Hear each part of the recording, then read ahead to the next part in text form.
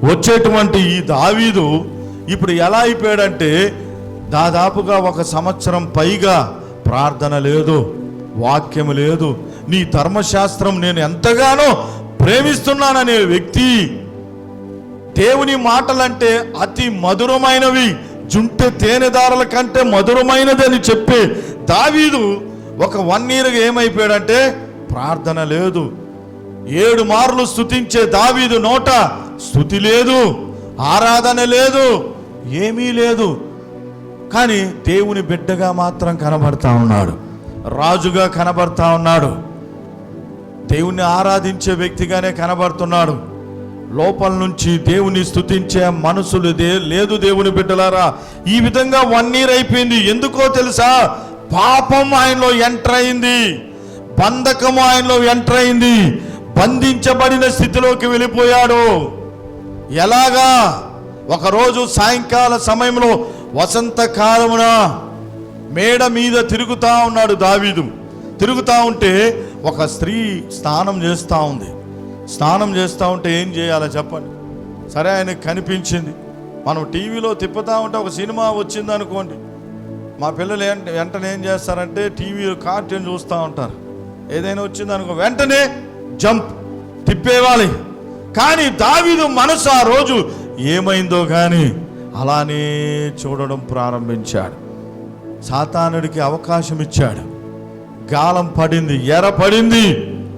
దుష్టుడు దావీదు జీవితంలోకి ప్రవేశించాడు. ఇక బత్షెబాని తీసుకొని వచ్చి పాపం చేశాడు. ఇక ప్రార్థన లేదు. దేవుణ్ణి 7 మార్లు స్తుతించే అంత గొప్ప వ్యక్తి దాదాపుగా 1 year no prayer, no presence of God. దేవుని ఆత్మ లేదు, ప్రార్థన లేదు, మందిరం లేదు. లోకమే లోకమే లోకమే లోకమే అయిపోయింది. ఈ 11, 12 అధ్యాయాలు 2 సమూయేలు గ్రంథం చదివితే దేవుని బిడ్డలారా, నోరు తెరిస్తే ఏమైపోయిందంటే దావీదుకి Bathsheba Bathsheba Bathsheba Bathsheba, job job, ఉద్యోగం ఉద్యోగం, వ్యాపారం వ్యాపారం, పని పని పని పని, కుటుంబం కుటుంబం కుటుంబం, ఇదే పని. ఇక దేవుడు లేడు, ప్రార్థన లేదు, స్తుతి లేదు, కూడికలు లేవు, ఆరాధన లేదు, పరిచర్య లేదు, ఏమీ లేదు. ఎందుకని? పాపంలో చిక్కబడ్డాడు, పాపపు ఊబిలో చిక్కబడ్డాడు, బంధకంలోకి వెళ్ళిపోయాడు. ఎవరో మామూలు వ్యక్తియా? చెప్పండి, మామూలు వ్యక్తియా?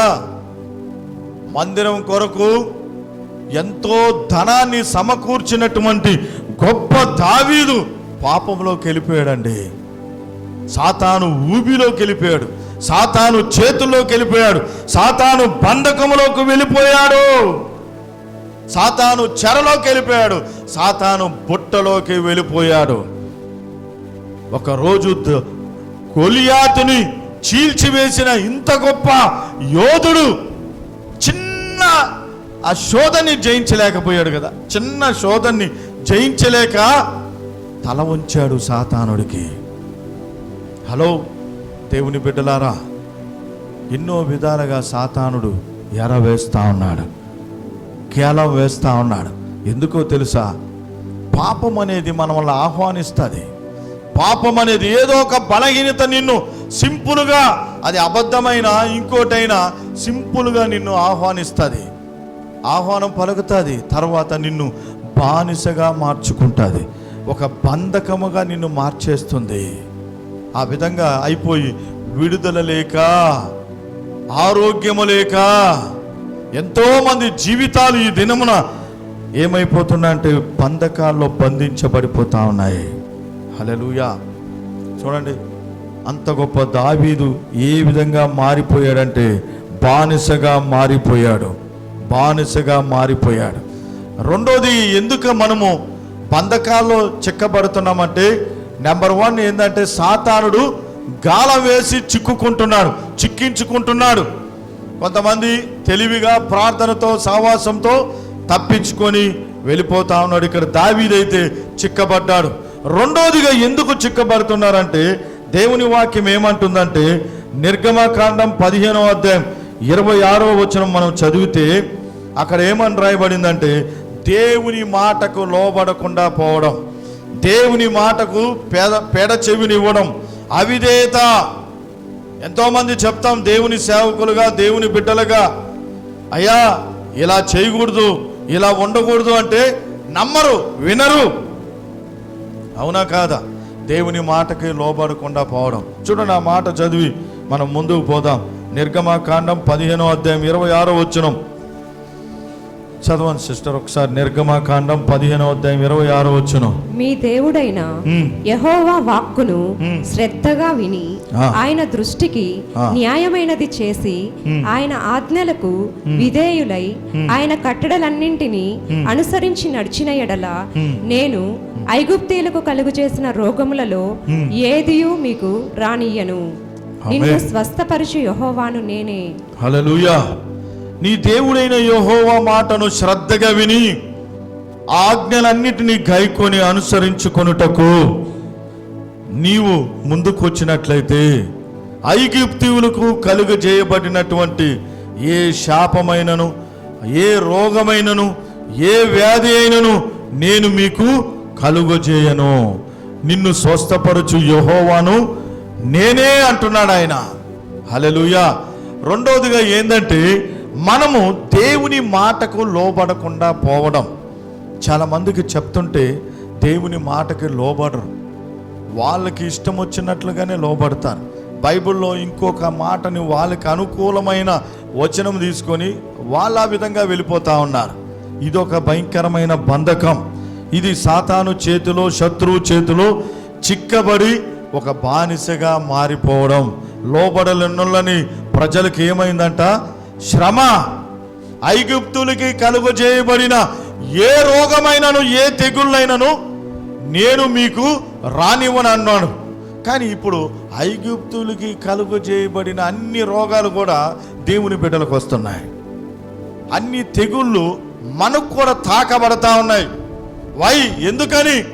దేవుని వాక్యము అసత్యము కాదు కదా, కనుక మనకు తాకుతా ఉన్నాయి, మన మీద పడి అవి వస్తూ ఉన్నాయి. కారణం ఏంటంటే మనం దేవుని మాటను శ్రద్ధగా విని అనుసరించకుండా పోవడం బట్టి హల్లెలూయా, దేవునికి మహిమ కలుగును గాక. కనుక దేవుని మాటను తృణీకరించడం, దేవుని మందిరాన్ని తృణీకరించడం, దేవుని సేవకుల్ని తృణీకరించడం, దేవుని యొక్క మాటకు అవిధేయులుగా పోవడం బట్టి మనం ఏమవుతున్నామంటే బంధకాల్లో వెళ్ళిపోతున్నాం, విడుదల లేకుండా పోతున్నాం. ఐగుప్తులు కలుగజేయబడినటువంటి శాపాలన్నిటిని మనమే కొని తెచ్చుకుంటున్నాం. కనుక దేవుని మాటకు లోబడదామా? చెప్పండి. దేవుని మాటకు లోబడి ముందుకు వెళ్ళాలి. మూడోదిగా మనం చూస్తే ఆచారాలు, పారంపర్యమైన ఆచారాలు, మూఢనమ్మకాలు. చాలామంది వివాహ విషయాల్లో, లేకపోతే చనిపోయిన ఆ సమయంలో, ఇంకొక విషయంలో, అనేక విషయాల్లో, వ్యాపార విషయంలో, ఉద్యోగ విషయంలో రకరకాలుగా ఏం చేస్తున్నారంటే ఆచారాలు, అన్యుల ఆచారాలు, మూఢ ఆచారాలు. ఇప్పుడు చాలామందిని చూడండి, మన దేవుని బిడ్డలే కాళ్ళకి ఒక నల్ల తాడు కట్టుకొని ఉన్నారు, కాళ్ళకి ఒక నల్ల తాడు కట్టుకొని తిరుగుతున్నారు. అది ఎక్కడి నుంచి ప్రారంభమైందో తెలియదు. ఈ మధ్యకాలం నుంచే ఒక 4-5 ఏళ్ల నుండి ఈ యొక్క తాడు అనేది ప్రారంభమైంది, నల్ల తాడు. ఎవరో అన్నులు కట్టుకున్నారు, అది దిష్టి. మరి పోతా ఉంటే ఒకవేళ ఆడ ఏమన్నా దిష్టి ఉన్నా ఏమున్నా ఏమవుతుందంట, ఈ తాడు కట్టుకుంటే ఆ దిష్టి వీళ్ళకి తగలకుండా ఏమవుతుందంటే వాళ్ళకి మేలు చేస్తుందని తాడు కడుతున్నారు. వాళ్ళెవరు? అన్నులు కడుతున్నారు, మన వాళ్ళు కూడా కడుతున్నారు. అవునా కాదా? వాళ్ళు తాయితలు కడుతున్నారు, మన వాళ్ళు కడుతున్నారు. అన్యుల ఆచారాలు, పద్ధతులు. చూడండి బైబిల్ ఏమంటుందో ప్రభు అంటున్నాడు. మార్కు సువార్త 7వ అధ్యాయం 9వ వచనం 13వ వచనం చదివితే అక్కడ ప్రభు ఆయన మాట ద్వారా సెలవిస్తా ఉన్నాడు. మార్కు సువార్త 7వ అధ్యాయం 9వ వచనం 13వ వచనం చదువుకుందాం. మరియు ఆయన మీరు మీ పారంపర్యాచారమును గైకొనుటకు దేవుని ఆజ్ఞను బొత్తిగా నిరాకరించుదురు. 13వ వచనం కూడా చదవండి సిస్టర్. మీరు నియమించిన మీ పారంపర్యాచారము వలన దేవుని వాక్యమును నిరర్ధకము చేయుదురు. పారంపర్య ఆచారాలను బట్టి, మూఢనమ్మకాలను బట్టి ఇంకోటేదో చేసి మనం ఏం చేస్తున్నామంటే దేవుని వాక్యాన్ని నిరర్ధకము చేసేస్తున్నామంట. దేవుని వాక్యాన్ని శూన్యంగా మార్చేస్తున్నాం. అక్కడ దేవునికి మహిమ అనేది లేకుండా, దేవుని యొక్క కార్యం అనేది లేకుండా పోతా ఉంది. భయము చాలా మందికి. కొన్ని ఏరియాల్లో మంచి క్రైస్తవులుగా ఉన్న వాళ్ళు, సేవకులైన అనబడే వాళ్ళు కూడా కొన్ని ఏరియాల్లో ముందుకు పోవాలంటే భయం వచ్చేస్తుంది, పిరికితనం వచ్చేస్తుంది, వాళ్ళ ఆచారం అడ్డుకుంటా ఉంటుంది. వాక్యం లేదు, వాక్య అవగాహన లేదు. ఇలాంటివి ఎన్నో జరుగుతున్నాయి చెప్పుకుంటా పోతే. భయం, వ్యాధి అనే భయం, డబ్బు అనే భయం, మా వ్యాపారం ఏమైపోతుందో అని రకరకాలైన భయాలతో ఏం చేస్తున్నారంటే పీడింపబడుతున్నారు. దేవుని బిడ్డలు బంధకాల్లో వెళ్ళిపోయారు. ఇప్పుడు ఆల్రెడీ ఎలా అయిపోయాడంటే పూర్తిగా కుటుంబం సాతాను చేతిలోకి వెళ్ళిపోయిందా లేదా చెప్పండి? సాతాను చేతిలోకి వెళ్ళిందా లేదా?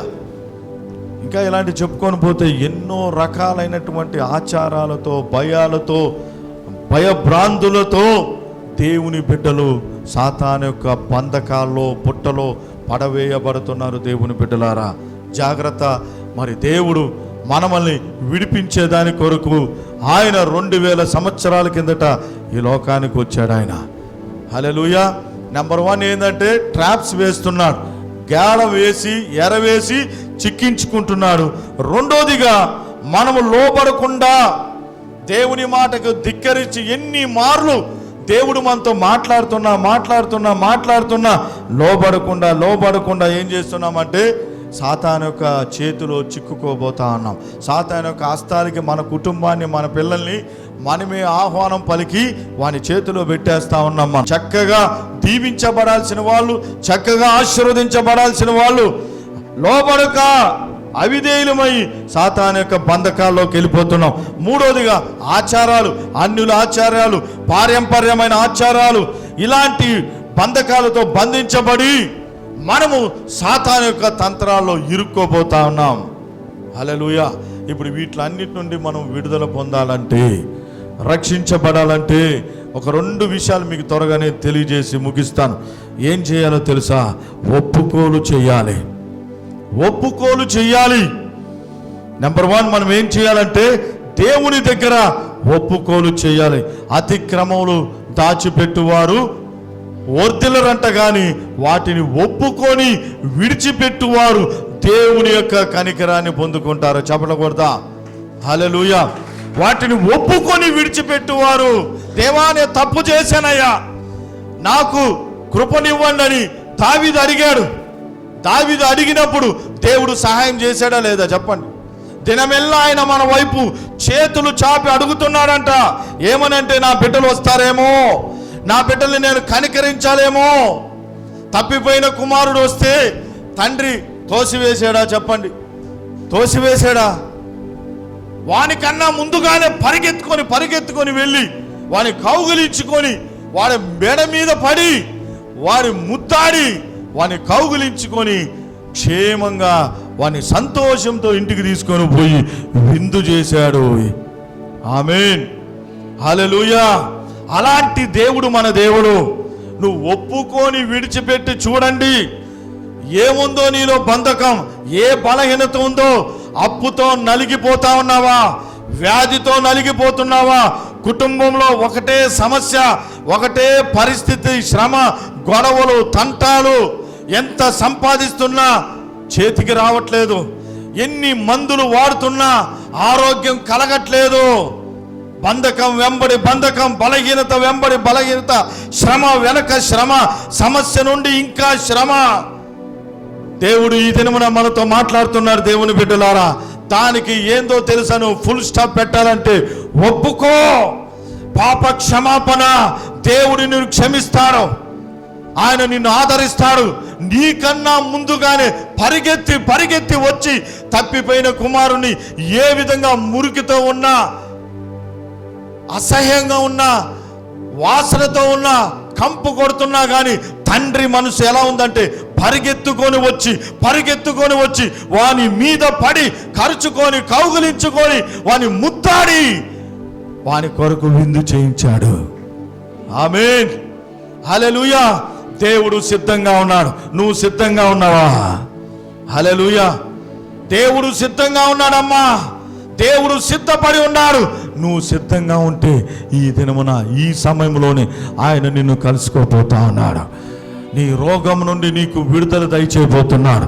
నీ ఆర్థికమైన సమస్య నుండి ఆయన నీకు విడుదల కలుగు చేయాలని ఆశ కలిగి ఉన్నాడు. నిన్ను లేవనెత్తబోతున్నాడు. నీకు దీర్ఘాయుష్ని ఇవ్వబోతున్నాడు ఆయన. హల్లెలూయా. నిన్ను స్వస్థపరచు యెహోవాను నేనే అంటున్నాడు ఆయన. నిన్ను గాయాలు కట్టే దేవుడుగా ఉండి నిన్ను ఆశీర్వదించబోతున్నాడు. You are ready. నువ్వు కలుసుకునేదానికి సిద్ధంగా ఉన్నావా? ఒప్పుకొని ఆయన్ని కలుసుకునేదానికి సిద్ధంగా ఉంటే తండ్రి నిన్ను కలుసుకోబోతా ఉన్నాడు. హల్లెలూయా. తండ్రి నీ కొరకు పరిగెత్తుకొని రాబోతా ఉన్నాడు. హలో, సిద్ధంగా ఉన్నారా? హల్లెలూయా. సిద్ధంగా ఉన్నాడు. రెండోదిగా మనము బంధకాల్ని తెంచి వేసుకోవాలంటే ప్రార్థన చేయాలి. ప్రార్థన చేయాలి. ఉపవాస ప్రార్థన.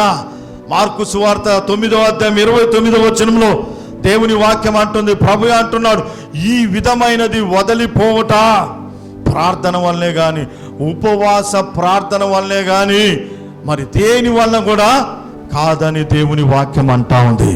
నీ బంధకాల నుండి, నీ సమస్యల నుండి, నీ భయంకరమైన పరిస్థితి నుండి ఎవరు చక్కదిద్దలేకపోతున్నారా? ఎవరు నీకు దాని నుండి విడుదలలోకి తీసుకురాలేకపోతున్నారంటే రెండోదిగా ఏందో తెలుసా? ఉపవాస ప్రార్థన. ఉపవాస ప్రార్థన చేయండి. దేవుని సన్నిధిలో మోకరిల్లండి. హిజ్కియా మరణకరమైన రోగంతో ఉన్నాడు. యెషయా వచ్చి ఏమన్నాడో తెలుసా? రాజుకి ప్రార్థన చేయాల్సినటువంటి యెషయా ప్రవక్త వచ్చి ఏమన్నాడంటే, అయ్యా నీ ఇంటిని నువ్వు చక్కబరుచుకో, నువ్వు ఇక చనిపోబోతున్నావు అన్నాడు. ఎవరైనా చనిపోబోతుంటే, మరణకరమైన రోగంతో ఉంటే మా లాంటి సేవకుల్ని పిలిచారనుకోండి, మేమొచ్చి ఆయన మీద చేతులుంచి, అమ్మా ఇక ఈయన పని అయిపోయింది, సమాధి కార్యక్రమం సిద్ధం చేసుకోండి, వెళ్ళి ఏమైనా పాస్టర్తో వెళ్ళి అన్ని రసీదులు ఆ యొక్క నమూనాలన్నీ రాసుకోండి అని చెప్తే ఎలా ఉంటుంది? యెషయా వచ్చి హిజ్కియా రాజు దగ్గర అంటున్నాడు, నీ ఇంటిని నువ్వు చక్కబరుచుకో అన్నప్పుడు హిజ్కియా రాజు ఏమన్నాడో తెలుసా? ఆయన వెళ్ళిపోయిన వెంటనే మరణకరమైన వ్యాధితో రోగంతో ఉన్న హిజ్కియా రాజు మోకాళ్ళొంగి దేవుని సన్నిధిలో దేవాలయం వైపు, మందిరం వైపు ఆయన గోడ తట్టు ఆయన ముఖాన్ని త్రిప్పి ఏడుస్తా ఉన్నారు, ప్రార్థిస్తా ఉన్నాడు. ఒక మరణకరమైన రోగంతో ఉన్న వ్యక్తి ఈ విధంగా చేయడము గొప్ప విషయమా కాదా? అందులో కింగ్. అవునా? చెప్పండి. ఒక ధనవంతుడు బాగలేదంటే ఎంతమంది పాస్టర్లను పిలిస్తే పోరా? ఇదేనల్లా చెప్పండి, పోరా? కానీ రాజు మరణకరమైన పరిస్థితిలో ఉంటే మోకరిల్లి ప్రార్థన చేస్తున్నాడంటే నాకు ఆశ్చర్యం వేసింది. ఈ యొక్క విషయంలో నేను ధ్యానం చేస్తూ ఉంటే, మరణకరమైన జబ్బుతో ఉండే వాళ్ళకి చాలా మందికి నేను ప్రార్థన చేశాను. ఐసీలో ఉన్న వాళ్ళకి ప్రార్థన చేశాను. మరణకరమైన వ్యాధిలో మరణ శైలిలో ఉన్న వాళ్ళకి వెళ్ళి నేను ప్రార్థన చేశాను. కానీ వాళ్ళు మోకరిల్లి ప్రార్థన చేసినట్లుగా నేను ఎక్కడ కూడా చూడలేదు. బైబిల్లో చూస్తూ ఉన్నాను. హల్లెలూయా. చూసారా? మీరు ఎవరైనా చూసారా అలాగా మరణశయమైన పరిస్థితిలో ఉన్న వ్యక్తులు? కానీ హిజ్కియా రాజు ఆ విధంగా చేసి దేవుని దగ్గర అద్భుతాన్ని పొందుకున్నాడు. హల్లెలూయా.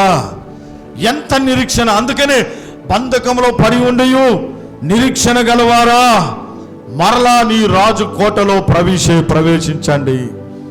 కనుక నిరీక్షణతో ఉండండి. దేవునికి అసాధ్యమైంది ఏదీ లేదు. నిన్ను లేవనెత్తుతాడు, నిన్ను దీవిస్తాడు, నిన్ను ఆశీర్వదిస్తాడు. ఆయన మేలులతో నింపుతాడు ఆయన. హల్లెలూయా. దేవుడు ఈ మాటల్ని దీవించునుగాక, ఆశీర్వదించునుగాక. చిన్న ప్రార్థన చేసి నేను ముగిస్తాను.